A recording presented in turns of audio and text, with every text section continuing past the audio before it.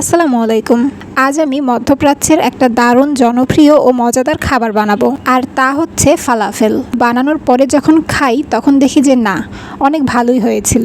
এখানে আমি কিছু সাদা ছোলা বুট নিয়েছি। এগুলোকে ভালোভাবে ধুয়ে সারা রাত পানিতে ভিজিয়ে রাখবো। পরদিন সকালে দেখা যাবে এমন ফুলে দ্বিগুণ হয়ে গেছে।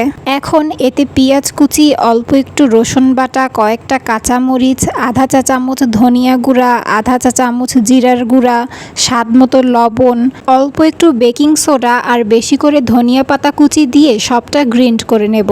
আমি এতে কিন্তু কোনো পানি দেইনি। এরকম আস্ত আস্ত রাখতে হবে, বেশি মিশ করা যাবে না। এখন মামুনি ছোট ছোট বলের মতো বানিয়ে একেবারে গরম তেলে একটা একটা করে দিয়ে ভেজে নেবে।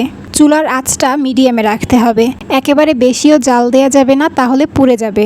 আর একেবারে যদি কম জাল দেয়া হয় তাহলে বলগুলো খুলে যাবে। এমন বাদামি রঙের হয়ে আসলে তেল থেকে উঠিয়ে নিচ্ছে।